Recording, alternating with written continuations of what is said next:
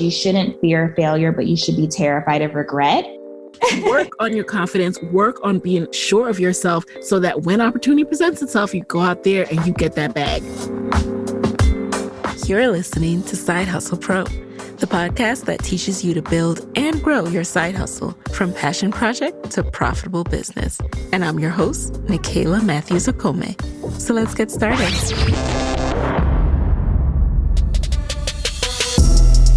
Hey guys, welcome back to the show. It's Nikayla here, and today in the guest chair, I have Alicia Scott, the founder of Range Beauty. So fun fact about Alicia. Back in 2019, I was a speaker at the Summit 21 conference put on by Blavity and Morgan DeBon. And I got up on stage, and at the very beginning of my presentation, I invited someone in the audience. I said, raise your hand. Whoever raises their hand first, I want you to come on stage, pitch your side hustle, tell us who you are and all about your business. And the very first hand that shot up was Alicia Scott. And since that day, we have connected on Instagram, we have followed each other, and I have seen the amazing growth of Range Beauty. And so today, I just really wanted to get down and have some time with her to discuss how her business has grown. Now, Alicia first realized that there was a huge lack of shades within cosmetics when she began her career in the New York fashion industry. And she noticed the lack of shades available during photo shoots and runway shows. So she turned to her own cosmetic collection and realized it was lacking too, because there was a limited availability of shades made with her eczema and acne-prone skin in mind. So instead of continuing to ask herself, why can't there be better options for us? Alicia created Range Beauty, a makeup line with skincare benefits. In today's episode, she is going to share how she went about figuring out where to find a manufacturer, how she figured out how to create these actual products, and how she is going out there kicking down doors and getting capital for her business. Let's get right into it. What was your initial career path? What were you doing when you started Range Beauty? So my initial career path was actually in fashion. I was fashion obsessed. I just knew one day I was going to see my collection going down a runway at New York Fashion Week. So I went to Virginia Tech for fashion design and merchandising. And post-graduation, I moved to New York and really worked any fashion job that would take me. And so at the time that I came up with the idea for Range, it actually came from me working behind the scenes in the fashion industry and being amongst the Black models and seeing them having to bring their own makeup kits to set. So I was still working that while I was still coming up with the concept. And then fast forward, I picked up everything and relocated to Atlanta, Georgia. And I did that so that I could actually have more flexibility in my schedule and financially to start Range. And at that time, I started a new career in HR. It sounds like you just had this confidence like that I can do this. I'm going to start my own, beauty line. What did you see at that point, or what experience did you have that made you feel like this was something that you could take on and that didn't intimidate you?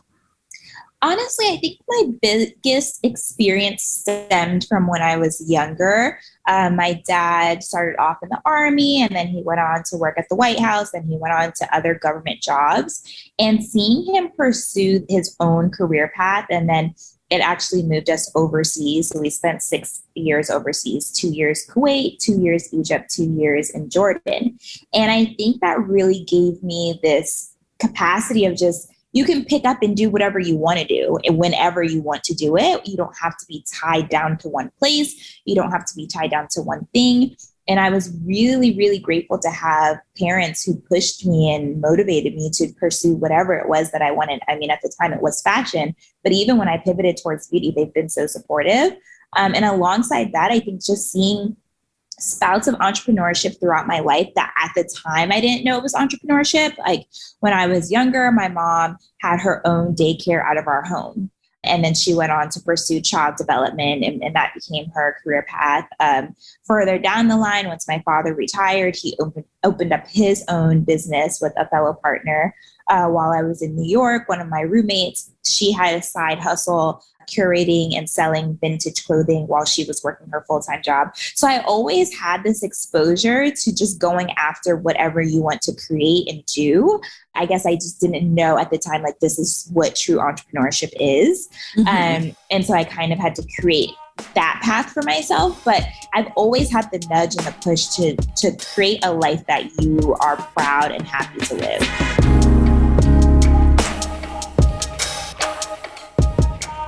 Oh, I love that. That is such a benefit and such a awesome experience to have, because not everyone has that, and that completely can shape a person. So I'm so glad that you had that, and you saw the side hustle and you saw the entrepreneurship. Now, tell us more about how you went about setting up your side hustle. Yes. So once I started doing my research when I was still living in New York, still working, at the time I was an account executive at a fashion showroom. So I was still working this job, and I had just started my initial research. Google became my best friend day in and day out. Like, I was on there figuring out how to start your own makeup line. So all these guides would pop up. There were some videos that would pop up on YouTube at the time of like how you make your own lip gloss at home or things like that. And I would just take little pieces here and there. And I put together my own checklist of what I needed to have in place to actually create something that it wasn't going to be perfect, but it was going to be as close to professional as possible. And so once I had this list together, my manufacturer that I wanted, how I was going to handle packaging, how I was going to handle a website, getting my LLC, getting an EIN, I really made sure I had everything together. That's when I actually picked up, and that's when I relocated to Georgia, because I was like, okay, I know what I need to put together, but I want to make sure I have the funds. And so I'm looking and I'm seeing a lot of articles are talking about how much you actually need to start a cosmetics company. And it was, thousands and thousands of dollars, which I did not have at the time. And how many thousands? I mean, like 1,000, you have 100,000. It was like, oh, if you're trying to do, a lip balm line or a lip gloss line, you'll be fine with just 1,000. And then it's like, if you're trying to do color cosmetics, you'll have to probably start at 10,000 plus. And I'm like, at that time, I'm like, where would I even get $10,000 from? And so I started understanding more from working in wholesale and fashion. I already knew about MOQs, so minimum order quantity, that we would pass on to our vendors. And so I realized, okay, this actually converts to a lot of different industries, and cosmetics is the same. A lot of manufacturers have MOQs you have to meet. And when it comes to color cosmetics, you have to meet that. Usually it's per shade, per SKU. And so I really drilled down, and I found this website. I don't know if it's still around, but it was this website called Cosmetic Index or Cosmetics Index or something like that. And it's basically the yellow pages for anything you could possibly need to start a cosmetics line, like packaging, supplies, raw material, manufacturers, contract manufacturing, like everything you possibly need. And that's a great tip right there. I'd never heard of it. I mean, I wasn't looking to start one, but now I know. Yes. I'm like, and it's so funny looking back. I remember the website in my head, and it wasn't this super polished, modern website. Half the time I would click into companies and it would just say the name and a phone number. I'm like, okay. And so you really had to do your research. And I went through so many. I dated a lot of manufacturers until I found the perfect match. And I found a woman-owned manufacturer here in the US. And she said that the MOQ at her company was only $150. And nice. So when you think of wholesale, you're not purchasing, this at retail price, you're purchasing this at a wholesale price. So with $150, that I made that thing spread wide and far, because I was like, okay, I want to get tools. Like I want to get a spatula. I want to get a beaker. I want to get pigments to play with. I want to get toners to play with. I want to get bases to play with. Everything that I needed to basically create a foundation at my house. And so that's how it really started. I remember I was in my living room in Atlanta, and the order arrived, and I was so excited. I was like a kid on Christmas Day, and I popped everything out. I laid it all out on my living room table, and I just sat there. And I created at least 20 different shades of brown that actually reflected the skin tones that I saw in my family and my friends wherever in the world. And it was a serious aha moment because I was so shocked at myself. I was like, the whole time, this is all it took to create these shades. And I had, and I'm like, why? So then why is it that these bigger cosmetic companies aren't creating the shades? Then I really had to think about, they don't see the want for it. They don't see the need, and they don't have the desire to create for us. And so I was like, okay, I really need to take this and run with it and expand on these deeper shades, expand on how I sat here and I used only clean ingredients. There were no filler ingredients, and how I was able to use ingredients that take care of your skin while you're wearing the makeup. And so that's really how everything developed from there.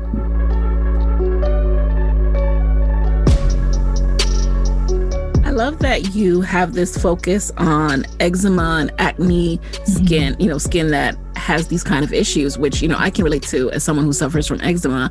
And I know that it is hard to figure out what is in my foundation.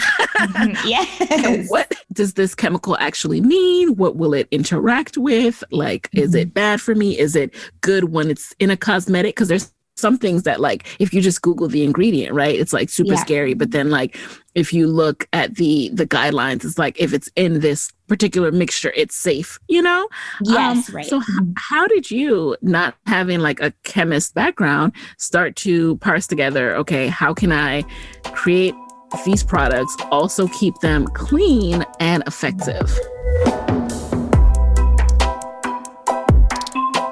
So I'm similar to you. I had pretty decent skin, I would say, throughout, probably to the end of high school. I would see my friends, trying out a lot of different makeup, and I never ventured into it. I remember one time I tried out my friend's makeup, and at the time it was this really popular product. I think it was the Maybelline. It was like Dream Mousse or something.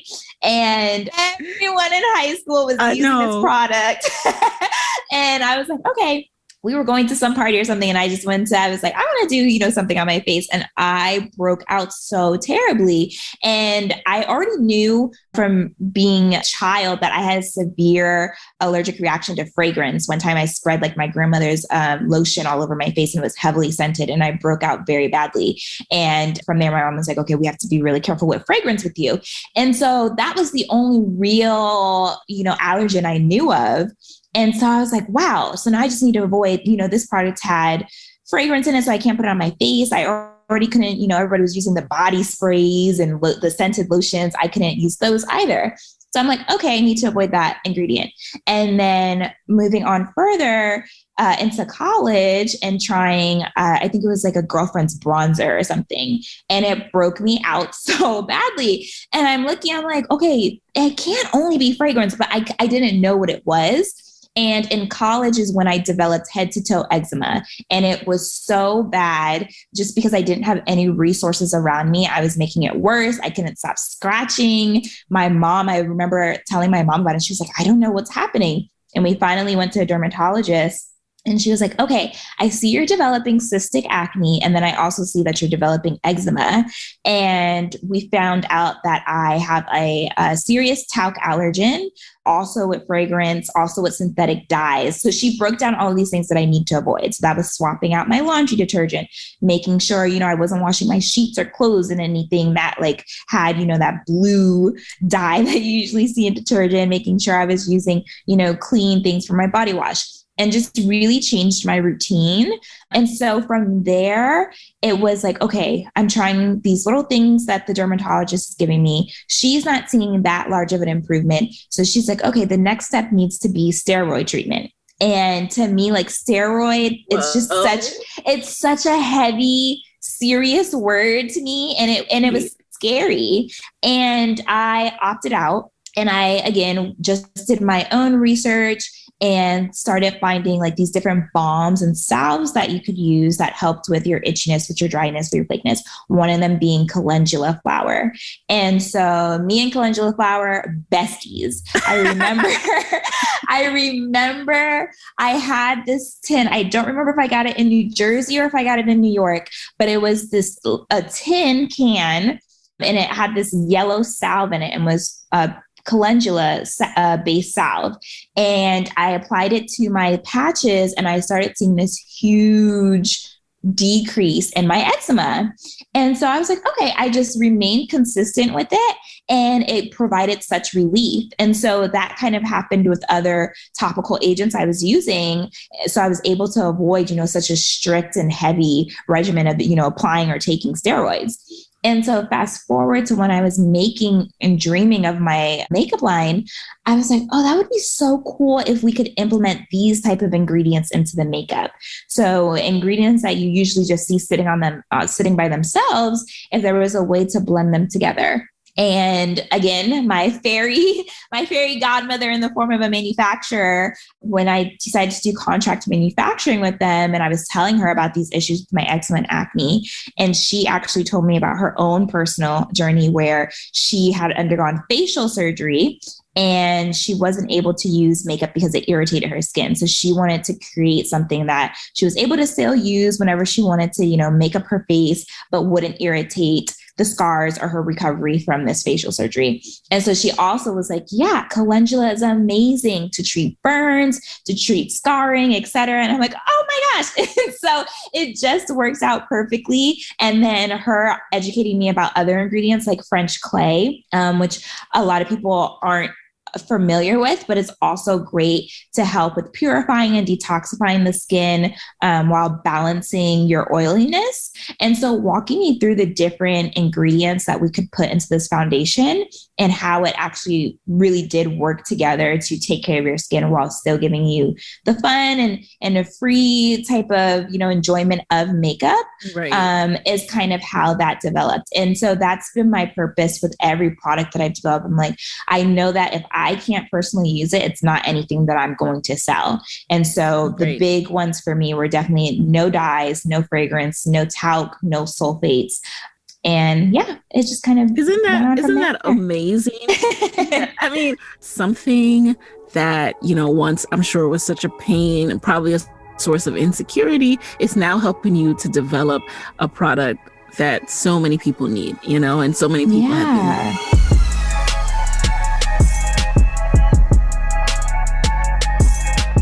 been. Once you got to Atlanta, how long did it take you to get this idea off the ground? So I would say the initial concept started in 2014. That's when the idea really came to me. I relocated to Atlanta in 2015.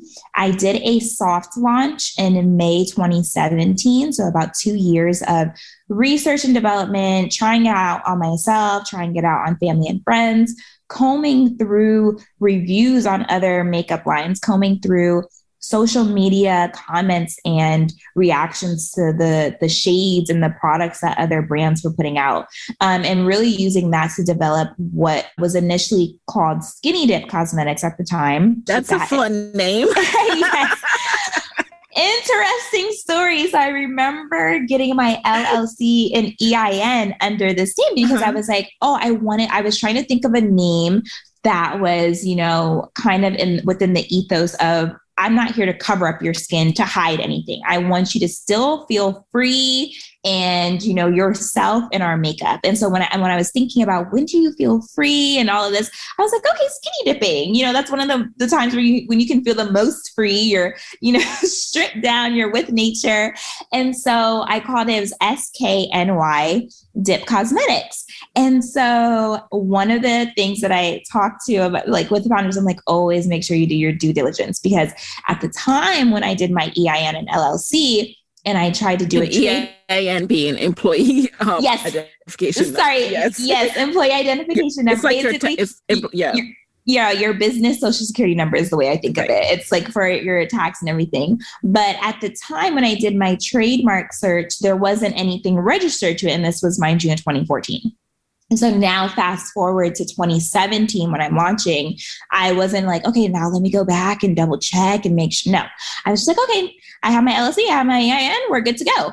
And I launched in May 2017. I think I was contacted June or July of 2017 by a company out of the UK called Skinny Dip, Skinny.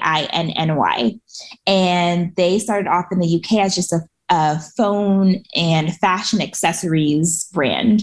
And they eventually branched into makeup.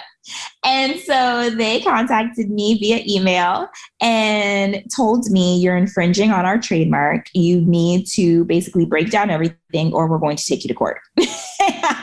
Like, ow. What? It was crazy because I'm like, first of all, I mean, I think I've made probably $500. So please try to take me to court. You won't be a happy camper. But it was also at the same time, the direction Skinny Dip was going in, it wasn't in alignment with my original purpose and mission. Right. And so it was kind of very timely because I already wanted to just toss everything to the side and start over. So that was pretty much like my huge red flag to like abort mission and let's try this again. And you know something else too, like it's so funny because I think your name is just, it's simple and it's perfect. Like it's what you're about, right? The range and it's beauty. And I also think that it may sound simple, but putting beauty in your name when you're a beauty line is like genius. I mean, if you can find a way, Fenty Beauty, Range Beauty, like it's good. It's good. I don't know what else to say, guys, but like, and I always talk about names with people because this is not something I want side hustlers to get hung up on. But at the same time, anytime you find yourself like coming up with something because you think it's cute and catchy, you're probably going down a road where like no one else gets that thing that you have in your head, like that cute concept you think you have in your head. Like it's time to rework it. It's time to run it by people who would actually be your customers, not like your friends. So thank you for being transparent about this blunder along the way. Yes. And just to even double down on that, when I went back to the drawing board to rebrand and I came up with the name, I was like, oh, how about range? Because, you know, range of skin types, skin tones, bank accounts, everything. We are here to serve the range. And I remember I was floating I was like, what do you guys think about range? And I remember my dad was like out on the open range? That's weird. Like, okay. And then one of my friends was like, I think of like, you know, I think of like a stovetop, like you're cooking on the range. And then when I added it, I was like, okay, what about range beauty? Everyone was like, oh, okay. Yes. Right. Yes.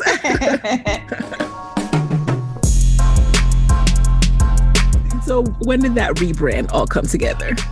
So then it was about another year later. So I think I was on market maybe for 2 months after May 2017 launch.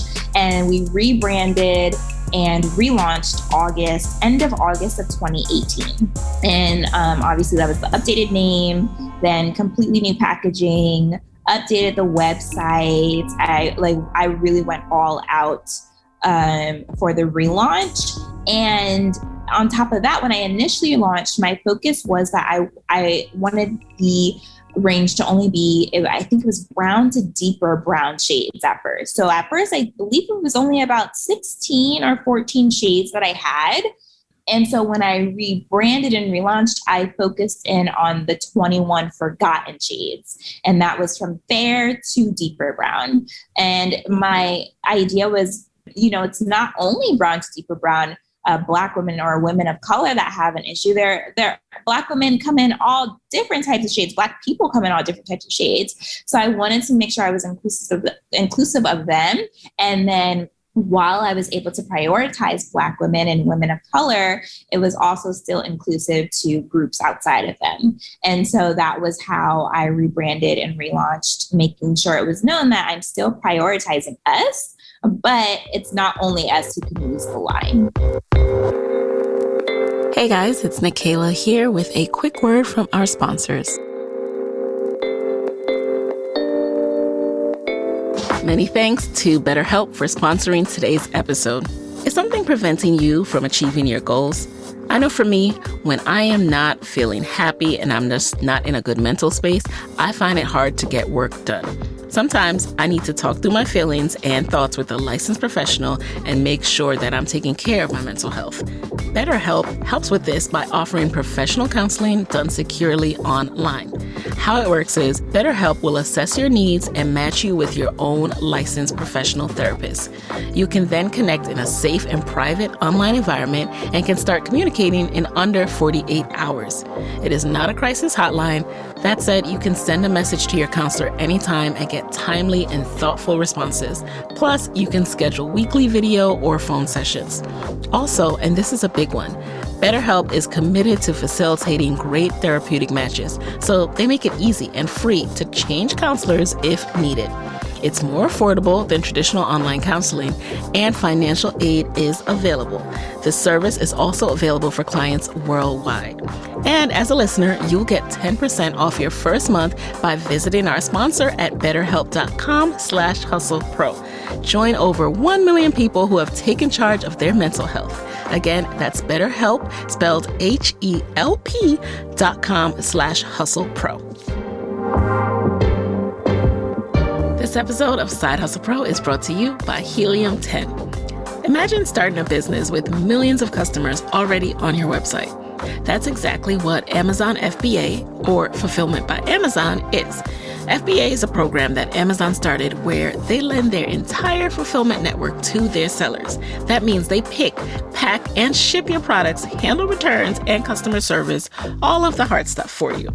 And Helium 10 is an all-in-one software tool for entrepreneurs to help them start, build, and grow a business on Amazon.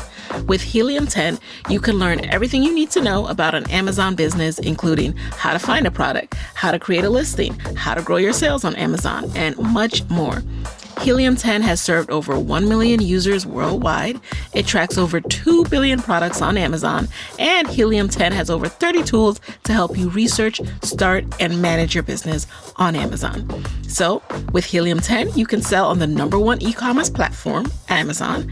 You get the #1 A through Z Amazon seller course to help you jumpstart your business, and you have all the tools you need to run and grow your business. So start your journey and build your business on Amazon today. Helium 10 is a must-have, and I have an incredible offer for you. Side Hustle Pro listeners will get 50% off their first month of Helium 10 Platinum when you go to helium10.com and use code HustlePro when you check out. Again, to get 50% off your first month, go to helium10.com and use code HustlePro. And you talked about that $500, right? Where, like when people are going to sue you, it's like, well, I made $500. But you've also discussed, like, you've gone through a rebrand, you've gone through dating manufacturers and figuring out, the ranges. So what would you say was your investment, like in materials and in everything up front, just to get started? I always, whenever people ask me this, they're still so shocked. And I don't know if it was because of the year or what, but I would say my initial investment was probably around $1,000, $1,500. And I was able to keep it still very low, even with our blowout, because a lot of the things that I used for the rebrand, I did myself.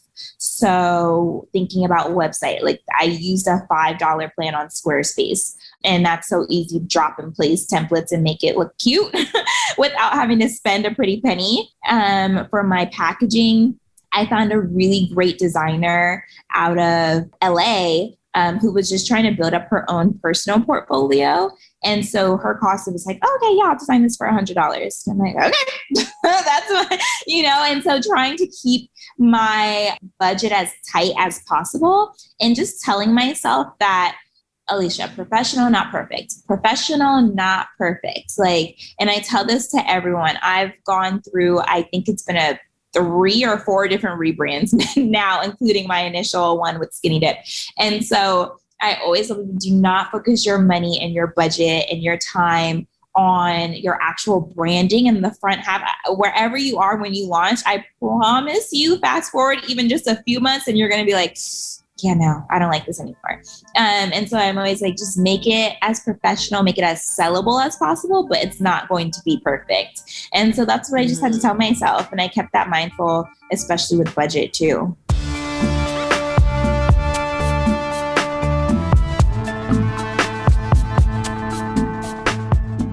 of branding, speaking of marketing, how did you develop your marketing plan and how did you start to get the word out about Range Beauty? Yes. So my initial marketing plan was non-existent. I basically just started an Instagram and Twitter before I even launched Skinny Dip or before I made it public for sale. I wanted to make sure there was some type of hype and engagement being created before we actually went to market. So I was posting inspo images, I was posting some behind the scenes images on my Instagram and Twitter at the time before we even launched. And then once we launched, I remember I was always very careful with how I made sure whatever it was, whether it was Skinny Dip, whether it's, fast forward to Range, whatever the picture was, it was intentional. And it was intentional to show off why we created this. And so I remember one of the tweets initially when it was Skinny Dip was the packaging all laid out or the bottles all laid out. And it was picked up by a major beauty account on Twitter. And she retweeted it and she was like, now this is what you call range. And it was during a time when a lot of makeup brands were coming out with shade ranges that didn't even touch my skin tone. And so it went crazy and it took off. And then the same thing happened fast forward with Range. I did another kind of over top shot of all the bottles laid out so you could see every single color we have. And it went crazy. And so being intentional with the product photography and then also being intentional with whenever people would leave comments or engage on our page, actually giving them a response and then actually using that feedback to apply it to the line, I think is really what set us up for success. And then obviously being the only line at that time and even now to this day that focused on skincare benefits in your makeup, especially targeted for eczema and acne while being clean and inclusive. It was just no one else was checking off those boxes. And so I think a lot of accounts were excited to see it. And we had a lot of organic exposure and reach. And I'm really fortunate and grateful for that. A lot of influencers I was reaching out to and said, hey, I would love to just gift to you. I never asked them to post. I never said, if you do this, I'll pay you. It was just, I would love for you to try it out because I love what you're doing on your page. And I would say 9 out of 10 times the influencer would make a post about it because they actually enjoyed the product, which is the best. Wonderful. It's the best type of exposure you can get, right? So, and I think, and it just resonated throughout press as well. We picked up a lot of press features very organically. Today, people are like, who's your publicist? I'm like, I do not have one, y'all. I'm so sorry. Like any press coverage you see, it is that actual, writer or blogger, whomever reaching out to us directly, asking if they could feature us, which is amazing again. But yeah, I think this is our first year that I've actually said, okay, here's a true marketing plan. Here's what we want to do because now we're in scale mode and I have larger revenue goals than I had last year and the previous year. And so I'm like, okay, now to kind of basically 10 times that we need to really put in a plan in place so that we're not only relying on organic reach. So yeah, and the majority of our sales, word of mouth, everything has been very organic. And so Instagram played a big part in that. Huge. You would say. Yeah. Huge. Twitter and Instagram played huge parts in us getting exposure and us getting site conversion for sure. How did you manage fulfilling orders, promoting your business, doing all the things in your business while you were still a side hustler? What was your process? I was tired. I don't even know. I think I was asleep half the time. It's all a blur. But I knew that I always wanted to be my own boss. That was always in my mind, whether that was in fashion or in something else. I knew I did not want to work for someone for the rest of my life. That wasn't the life that I intended for myself. And so even when I moved into this HR role in Atlanta, very far away from fashion and even further from beauty, I always told myself, this is temporary. So if I'm telling myself it's temporary, then I need to be working my butt off to make sure it is truly temporary. And so those times, my friends were like, let's go on a trip or let's go to brunch or let's do this. I was at home working on orders. I was at home responding to customer service emails. I was at home making batches because everything was handmade at the time. Like I really did sacrifice a lot of free time because it's something that I believed I could create as my full-time job and create into a company. And I think initially I was moving a little bit slower. And it wasn't until Target contacted me, I believe it was October of 2018. So I had just relaunched and rebranded August of 2018. I had set up these goals for myself and I received a DM from a Target buyer. It was a Black woman saying, hey, I would love to talk to you about your brand. And I thought it was a spam message. I was like, okay, yeah, Target buyer, whatever. And then I looked up her name and everything on LinkedIn and she was the real deal. And so she and her assistant buyer came to Atlanta and I did a line presentation for them. So I presented the collection to them and just sitting in front of these two Black women buyers who were close to my age and having them, excited about what I created and having them talk about, we're basically trying to get in as many Black owned brands that are doing the damn thing and get them in through the door before questions start being asked. And I remember that resonating. I feel that energy. I felt it. And did they say how they came across to you? How they, found out about your business? It was so funny because I asked, I was like, yeah, I saw the DM and she was like, I was just scrolling on Instagram and I saw your brand. And because she had DM'd me on my personal page. And at the time, and even now, in my bio on our business page, I had created by, and I put my personal Instagram handle on there. And so that's how she found me. But she was like, yeah, it just came up on my radar. And so when I told her, I'm actually not ready because I just launched in August, she was like, wait, I didn't know you were that new. And that was even more, it was just even more like, okay, hype me up, you know? And right. So that you're doing the right thing. Exactly. It was just, even though you don't need, you're your own validation, your purpose, your mission with your company. It was just that extra cherry on top of like, okay, I am doing something that really has a place in the bigger market. And so I think that conversation being so transparent and so candid and them, drilling down on what it basically takes to get into Target and saying, we're here for you. We want to see you here. And me saying, I want to see myself there too. I'm going to make sure, like, I want you guys to know I'm circling back on this. That was the extra fire because for me, I had it on my probably like 5 or 6 year plan. Oh, I can't wait to, be able to present to Target. Mm-hmm. And so, and really, what was in that gap between where you were and what would be needed to be on store shelves in Target? So the biggest thing was absolutely capital. It was just hands down capital. It was when they were talking about, you have to pay for your signage. It's when they're talking about there has to be marketing. You don't get to just be on the shelf and be excited and kick up your feet and that's it. You have to make sure there's pushing towards stores in different states and locations. And you have to make sure your packaging is ready. You have to make sure you actually have to pay for the reviews that get hosted on the website or wherever, all of these little things that you have to account for that people, I think, don't realize how much you have to pay for upfront to be in retail. And breaking down the different costs, I was like, okay, so now my next goal and my next mission is to raise additional capital to whatever I'm already bootstrapping the company with. So everything was being funded through the profits of the company and through whatever I had left over from my 9 to 5. So I'm like, okay, what's the next step? Again, got on Google. And of course, there's all of these things talking about you need an investor. And I'm seeing, examples of investors. And at the same time, I've been watching Shark Tank. I've been an avid watcher of Shark Tank.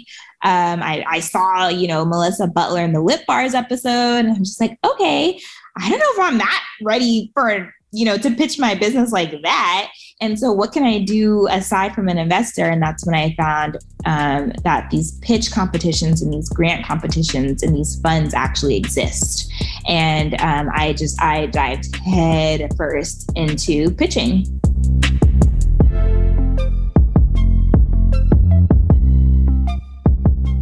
When I met you in 2019, I could see that you were on your grind. Like you were up there, like I'm going to put my business in front of as many people as possible. I'm going to apply for every opportunity. Can you talk to us about what mode you went into after that? How did you go about getting more capital? Yeah, absolutely. So I had to tap into that. I love public speaking. I can talk about something I know about just day in and day out, honestly. And I've been that way since I was little. I loved getting up and doing class presentations. I loved having to do speeches. And I loved the feedback that I received from my teachers. And so I'm like, okay, who knows my brand better than me? No one. And then on top of that, I love speaking. So I think I could do a pitch competition. And so the first competition I actually applied for was, I believe it was with Jackie Ina, who's obviously a huge beauty and YouTube mogul and star. She was doing a grant at the time. It was called Noir Grant. And she was awarding $5,000 to a Black-owned business. And I applied. I remember applying, and I made it through the initial round, and then I made it through the final round. And they flew us to LA, put us up in this beautiful house. You know, we did this whole talk with her and her fiance, Dennis. And then they were like, okay, so now you're going to have to pitch live on our YouTube. And I'm like, okay. And so I did the pitch, and the response was just overwhelmingly great. And I was one of the $5,000 winners. It was myself and one other business owner. We got $5,000 each.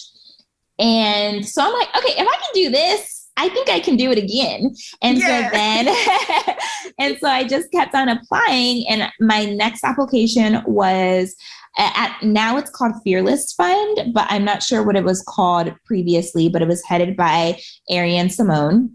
And she held these competitions in Atlanta, and it was for you to receive an investment. And it was like, it would usually go up to, I think, $100,000. And so I applied, I made it through the initial round.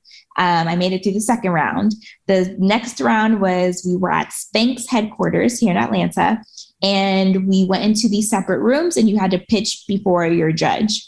And I pitched, I had my whole thing together.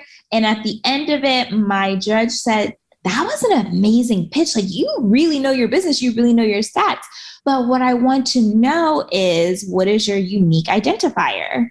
And at the time, I was just pitching about us being affordable, us being inclusive, and us being clean. I wasn't talking about my journey with eczema and acne. I wasn't talking about why I wanted these products specially formulated for acne and eczema prone skin. And don't even ask me why, because I don't even know why to this day, why I left it out.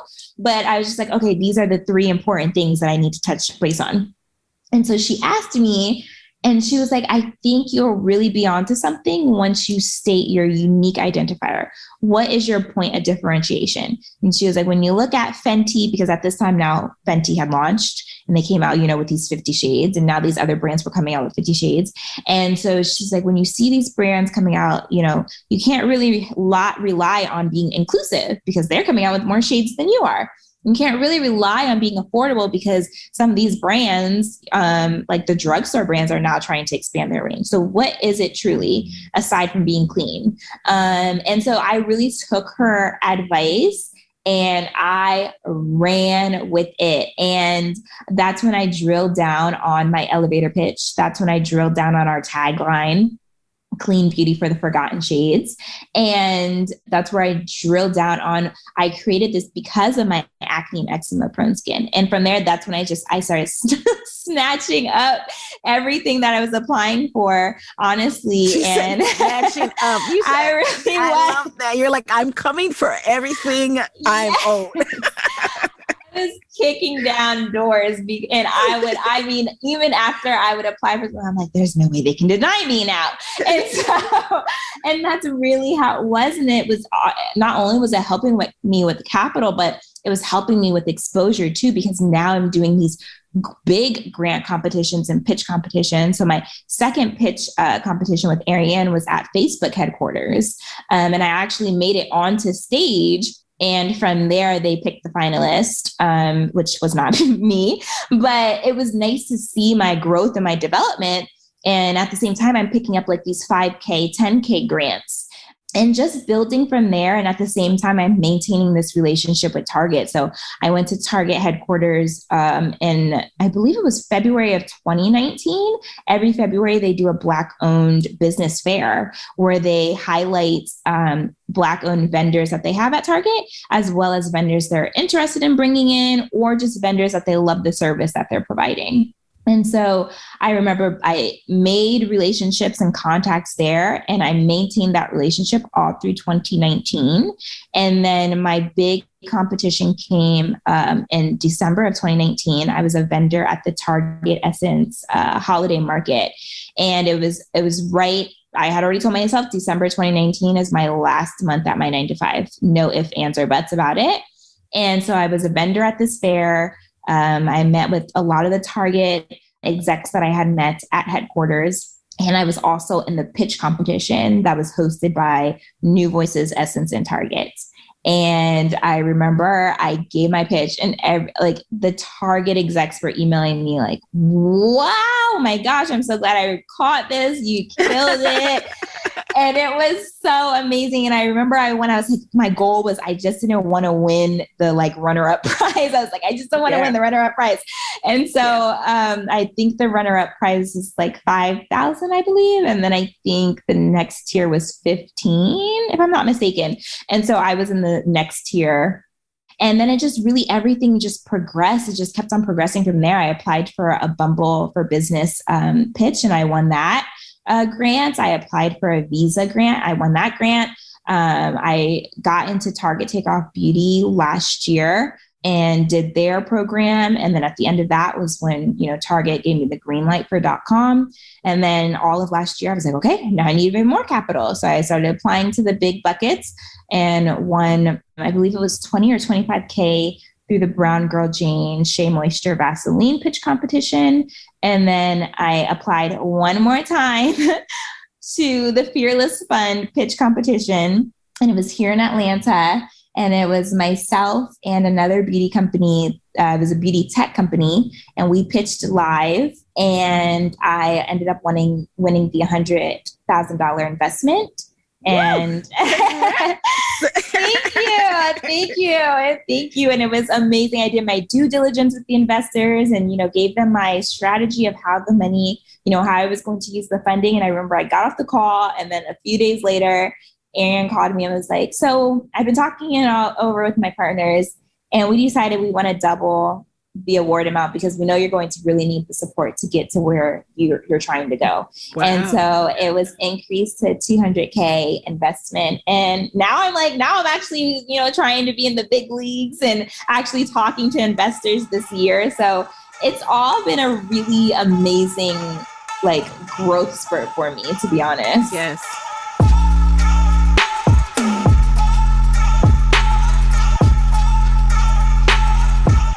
And it's so dope that you are able to, you're working with women who are working to give money, to invest, not give money. It's not charity, but invest in growing companies, and they see your vision. And another thing I love about your story, Alicia, is just the fact that you believe in yourself. You'd be surprised how for so many side hustlers and entrepreneurs, that missing ingredient is the confidence. You work.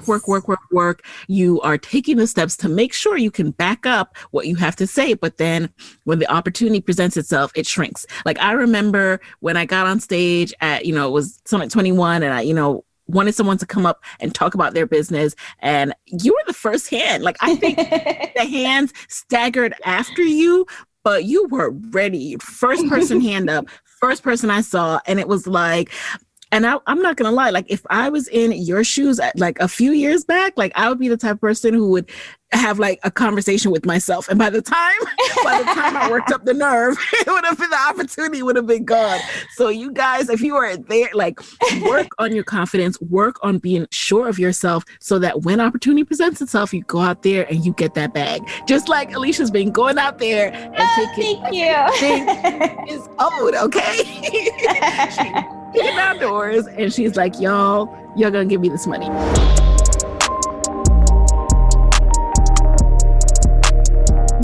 Speaking of money. Let's talk about this, right? Because you're a new business.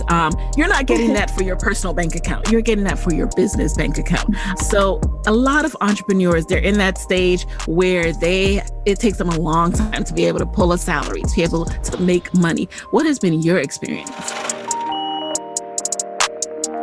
Yes, my biggest experience with this was just remembering my parents, although supportive and although motivating, always told me, never leave a job if you don't have either one lined up or if you don't have a nice fat savings account. Those were the two things. And so that was my biggest thing working my 9 to 5. I was like, not only am I putting aside money for whatever I need expense-wise for range, but I am putting aside money for my personal expenses too, because there's no way I was thinking I'm going to get the same salary I'm getting in this position at my 9 to 5 that I'm going to get initially off of taking range on full time. And so I got myself to a point where I will say I was comfortable. I had a very nice cushion for sure, but it was still a little person on my shoulder, like, work a little bit more, save a little bit more, save a little bit more. And so at the same time, I'm winning these competitions. I'm getting this amazing exposure. And I'm telling my dad is like my biggest fan, honestly. And so I'm telling him about everything that's happening. And he's like, you need to leave it's time to leave your job, Alicia. And I'm like, wow, your dad said that? Yes. My dad was like, Alicia, it's time for you to leave your job. And I was telling him, no, I just want to save a little bit more. And he's like, what made him say that? I think he was just seeing me win these competitions. He saw the initial excitement from Target and he saw the exposure and reach I was gaining when I would loop him in on what was happening and tell him about what was even happening sales wise. And he was like, look at what you're able to do with this as you're working a 9 to 5. And he is like, whatever energy and time you're putting into that 9 to 5, you're not able to put that into your business. And he's like, you just got to go for it. And I remember our final conversation, because I swear, anytime I would talk to him about range, it got to the point where he was like, you need to leave your job. I'm like, okay. And the last time, it was, yes, I tell him all the time, the last push he gave me, I was just like, I don't know. Like, and he said, Alicia, what is the worst thing that's going to happen? You're going to have to get another job if it doesn't work out. And I was like, yeah, I guess. And he was like, you have this amazing resume now. What is that the worst thing that's going to have to happen to you? And I was like, yeah, okay. And so I told him, I said, I'm leaving my job at the end of 2019. And I remember when I received this investment and we were talking and he was like, I remember you telling me early 2019, like you told me I'm going to leave my job at the end of 2019. And he's like, now look at you. And it's just like, I don't think people understand having those type of people in your circle and in your life, especially while you're pursuing entrepreneurship, which can be and especially crazy. A parent. Yeah. A parent who is usually like, I just want you to be safe and protected and, all of these things. But having that, especially for entrepreneurship, and it's a lonely journey. It can be scary. It can be, there's struggles, like having those type of people in your corner. Sometimes like you talk about confidence, like I feel I'm very confident in my business. I'm very confident in myself. Now, are there moments where that wavers? Absolutely. Are there times where I just feel like, why do I keep on getting no on this? Or, why is this happening? And you have these people that are able to push you up when you're kind of feeling yourself sinking down. I think that's so important. And I have to touch on Summit 21 because I remember seeing you on the lineup. I have to say, I remember seeing you on the lineup and I was so excited. And as soon as the door opened, I was at the front of the line for when the door to your session opened. Row. Yes, and I said, I am sitting on the front row because I don't know. I'm going to try and pull you to the side to say something to you. So then being able to be on stage with you, I mean, wow. That was such a defining moment for me. So I just had to say that. Wow. You just made me tear up. Like I'm tearing up. That is amazing. That is awesome. I mean, I'm so touched. And also, like, yeah, I was so impressed. Not only that you did that, but just your energy. Like, you could tell, you know how you could just tell a winner? You could just tell that you're a winner. Thank you so much. So I'm so proud and happy to see where you are now. I mean, we started following each other. So I've been following along the journey, and I'm so happy that we can share your story today. And I know that you're going to inspire so many people because you truly are a testament to what can happen when you believe in yourself. And you literally started just where everyone can start, with Google. Yes, seriously, with Google. And taking it from there. So at this point, before we jump into lightning round, I want to know, like, how big is the team? Are you able to take a salary? Are you still in the phase where you kind of like doing other hustles to pay yourself? How is it going? Yes. So today it's myself, and then I have an operations manager who is part-time. And then I have a marketing team composed of 3 amazing Black women. One is through an agency for our ads, and then I have 2 who are freelance contractors. And then I also have my Black woman-owned 3PL here in Atlanta as well. So I'm surrounded by just Black women killing it, which has been my goal. And so as far as salary, I have not taken a salary yet. I have just been fortunate. I mean, everything that I saved has really, it's held me over, to be honest. I haven't gone outside of my expenses since my 9 to 5. I wasn't like, okay, now I'm going to buy a house, or now I'm going to upgrade my car. I still drive the same car. I still live in the same apartment. My expenses are pretty much the same. So I haven't made any crazy changes. And so, I mean, last year was really just my first year full-time with Range. So I've been fortunate to have my personal savings still intact and be able to pull from there and just keep the business account. But I'm like, I think after seeing myself pay out everybody for the work they're doing, I'm like, okay, everybody else is getting paid. I need to start paying myself. So my goal is definitely towards the end of this year to put a salary in place for myself. So now we're going to do a quick lightning round. You know the deal. You just answer the very first thing that comes to mind. Are you ready? I am so ready. All right. Okay. Number 1, what is a resource that has helped you in your business that you can share with the Side Hustle Pro audience? Y'all, Google. It's free. You have inspired me to Google some more, girl. I will say. I mean, they need to come in and check for you. Okay? I'm like, can you sponsor me, Google? What's up? But they have been the unwavering resource from start to where I am now for anything I've ever needed to look up about running a business, about running a makeup brand, anything. And I'm just like, please, people do not utilize Google enough. Like, what was the name of that cosmetic index site you mentioned again? Yes, it's either cosmetic or cosmeticsindex.com. Okay.